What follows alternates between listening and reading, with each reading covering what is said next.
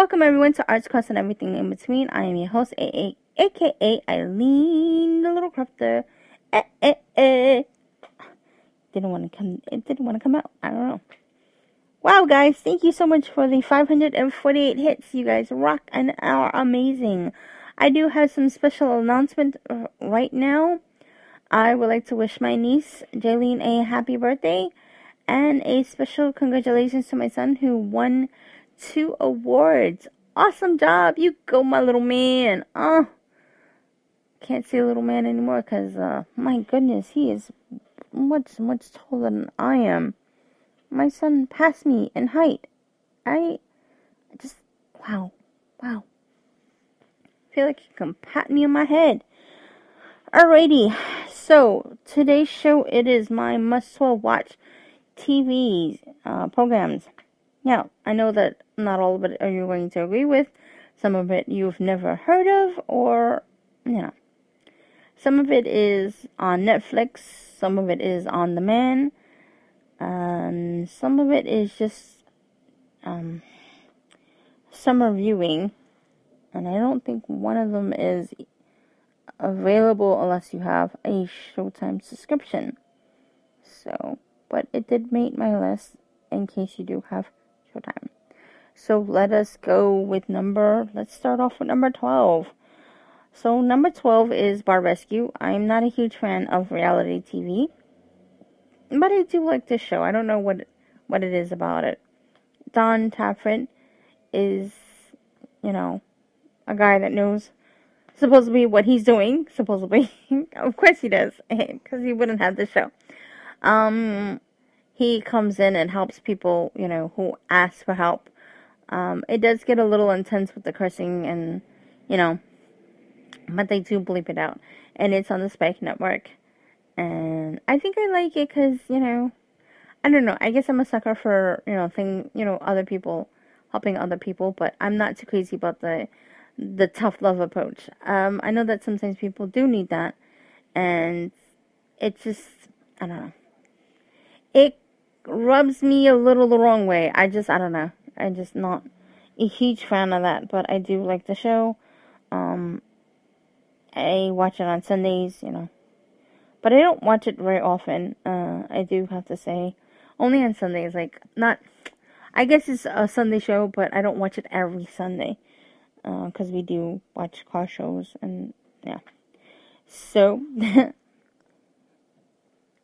number 11, WWE wrestling. We're not huge, but we're big wrestling fans. So that makes my number 11. I don't always watch it, so I kind of go in and watch my anime, which I will be bringing up another follow-up on anime, which animes I'm currently watching, the endings, because there are some endings, and hopefully I will be getting some new anime soon, because it is the summer season. Anyways, that's number 11, WWE. Number 10 is Lip Sync Battle. Anybody that knows me knows that I am not a comedy person. So this caught me off surprise when I started watching the show and really enjoying it. I think that Chrissy Teigen is funny and crazy because she's dancing in those stilettos. And there was this one dress that she wore that I swore that she was literally going to pop out. But just kudos to you, girl. She kept it, she kept it, kosher. And I love me some LL. Ladies love Cool James. Anyways, so basically the premise of the show for this particular show is that 2 stars go head to head, lip singing, basically mouthing to the lyrics of their favorite songs. One of them is kind of like a stripped down version, which is basically just them, singing like. And then the second performance is an all out. They have dancers, lighting. You can just imagine lighting, wardrobe. It's just really cool. And they battle it out for a lip singing battle belt. That was a tongue-tie twister. OBKB. Number 9. And okay. This one is, I don't know, like, I know that there are a lot of people that don't believe in that, and they probably think that, oh, this show is, shows like this are just, devil worshipping, and no, I don't know. It's up to you, and I don't knock it if that's what you think, but for those of you who are skeptics, you know, you judge for yourself. For those of you who do believe, Ghost Asylum is a really interesting show. It's basically about some guys from Tennessee that want to be the first to capture a ghost. Now, I am not sure if they ever caught one. Oops, that was my phone. Sorry about that.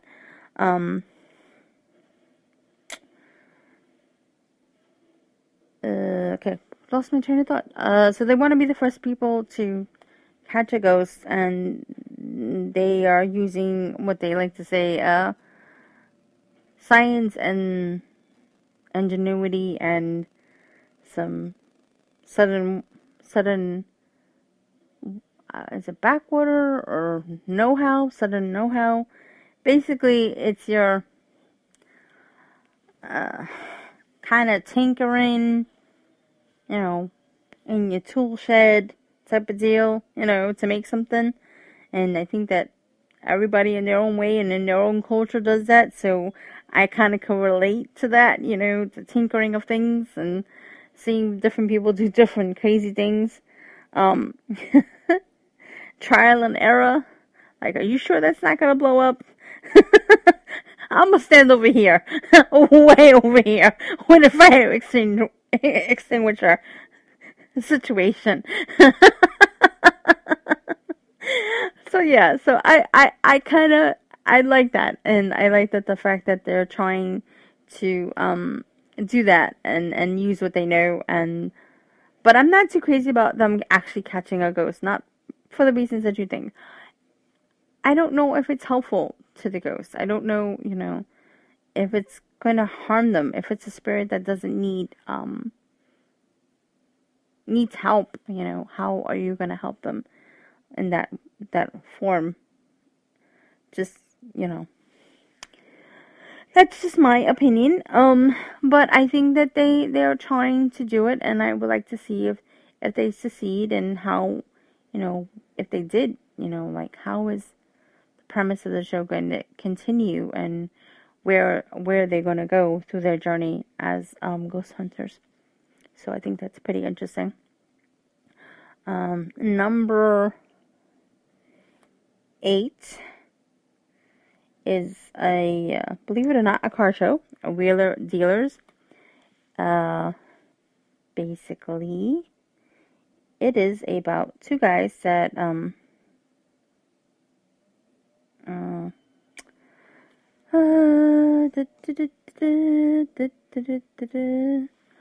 they find cars that they would like to watch. I mean, not watch. Oh boy. Mike. Okay, I always forget his name.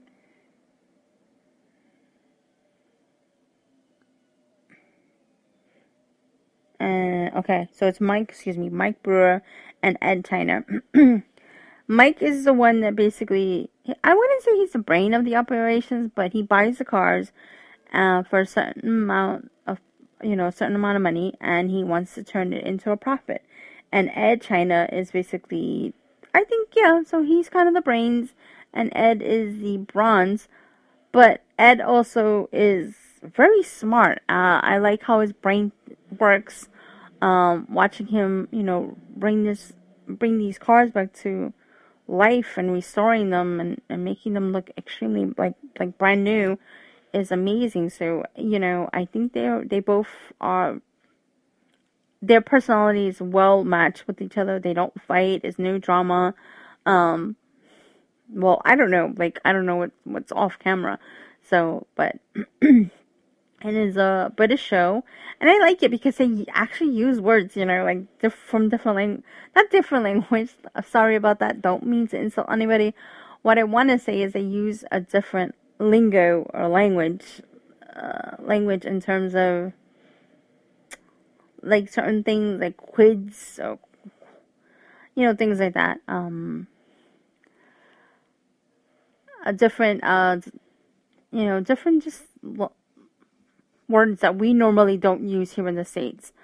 So it's pretty interesting, and I like watching it. And so they take the car, they restore it in different ways, and any which way that the car needs to be restored, any which way. Then they sell it and they make a profit, and sometimes they don't always make a profit, but it is a very interesting show, and it's fun to watch, and I really enjoy it, and and I hope that the show, continues, and that show is on Velocity. Okay, so let me backtrack. Number 12 was Bar Rescue, that's on Spike. Number 11 is WWE, which is, one show is on USA, the other show is on Sci-Fi. You can always look it up on Hulu. They also have the WWE Network. So I don't know if they have any, like back episodes or whatever, what have you. Number 9 is Destination America, which is Ghost Asylum. Wheeler Dealers is on Velocity. Okay, so that was number 8. Number 7 is Bitten. You guys are gonna laugh. It's a sci-fi show, and this one is also, season 1 can be found on Netflix. I watched season 2's final episode, which was a couple of weeks ago, and I fell in love with the show. I didn't watch the show because it kind of looked a little cheesy, and the other part of it was that every time I fall in love with a show, it just kind of goes a little it goes off, and I don't like the plot anymore, so it's happened to me already with a couple of shows, so. And also the other part is sometimes sci-fi shows don't always work out, so they cancel it and they don't let you know, like the Dresden Files, which I loved, and it just got canceled mid-season. It was getting really good. Just really, really, really, really upsetting. So I watched it, and I watched it on Netflix, and I'm hoping for season 2 to come back on, not come back on. Well, either it's on demand or on Sci-Fi, or will be presented on Netflix. Anyways, number 6, which is another show that I'm hoping that will come back, the TV series called Constantine, which is on NBC. Basically, John Constantine was a suicide that was, I guess, coming back to life, but is trying to save his soul by defeating evil and sending demons to hell, basically. And so he's trying to save his soul and by doing good deeds, and so that hopefully when he does finally die, that he does not become, a victim like that. So that is number 6. Number 5 is Penny Dreadful, which is Showtime. Now, I don't know what's going to happen with the show. Is it going to be just on demand, on or Netflix, or just on straight to video and stuff like that? Don't know. Basically, it is, the premise of Penny Dreadful is they were comic books, weekly comic books sold for a penny. And I think London, actually. And so the kids would, buy them, trade them, stuff like that. So, okay, it basically is horror stories, like little different horror stories. And the show basically centers around different horror creatures like the Wolfman, Frankenstein. They had Dracula. Now, the interesting part is I don't know what character one of the main characters plays. Her name is Vanessa Imes, and she basically is being sought after by the devil, and he wants her as her bride. And throughout history, it's foretold that if these two meet, the world is basically going to end. So she's kind of in the middle. She's kind of gray, and they even have Dorian Gray, by the way. And so she's kind of gray. She's in the middle. She's good, and she's also evil, and she's fighting, the suicides within her and the evil around her. And the Wolfman is trying to protect her. And all these other people are trying to protect her. And the story intertwines very beautifully and romantically because it's set also in the Victorian ages when the Penny Dreadfuls first were arrived. And also it's kind of short, so it's like basically like an actual Penny Dreadful, except instead of reading it, you actually watch it. So it will stop like right in the middle of a good story, or maybe kind of boring, and then something exciting happens at the end. So it's like, no, it didn't just stop there. So yeah, so it's really, really amazing. And I love the costume, the sets, everything about it. It's just an amazing show.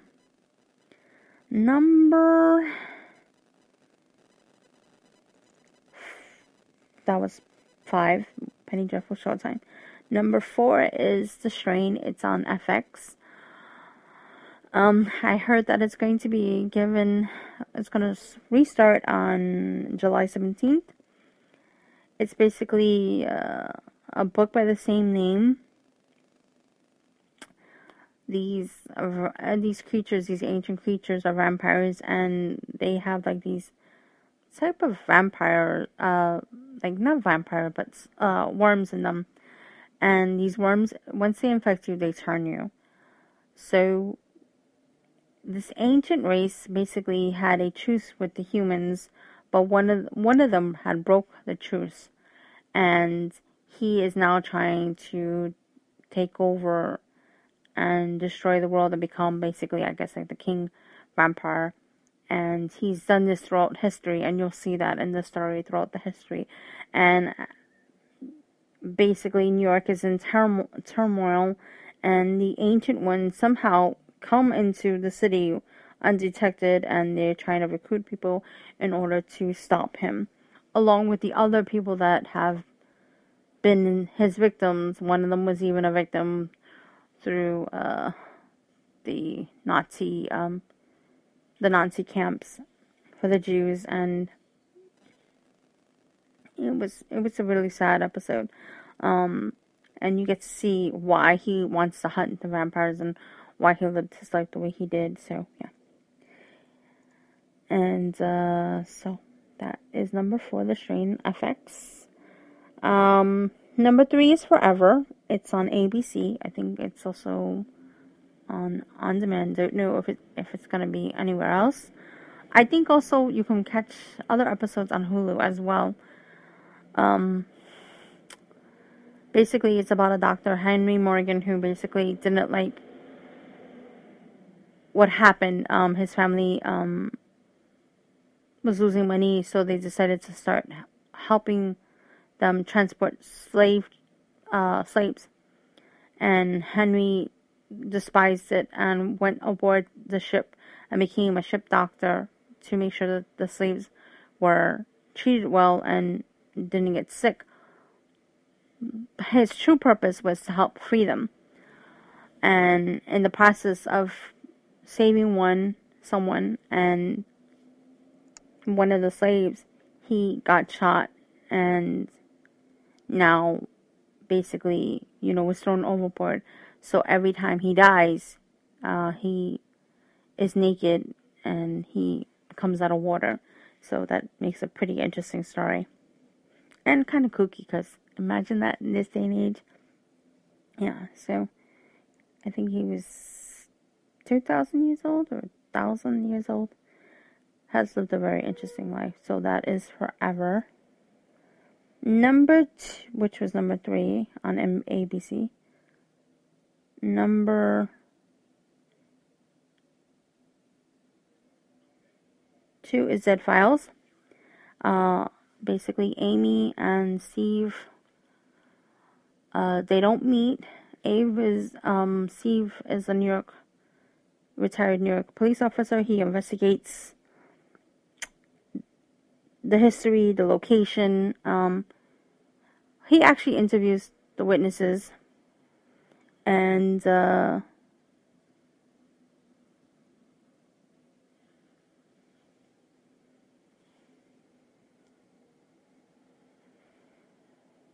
what else? Sorry, I lost my train of thought. He interviews the witnesses. He investigates the property. Interviews law enforcement. Anything to get better understanding of what's going on. What's going on the property, and how to best help the clients. Amy goes in, very, no knowledge of what's going on with the situation, and she gets a reading, and then they sit down and they basically tell them if they need to stay or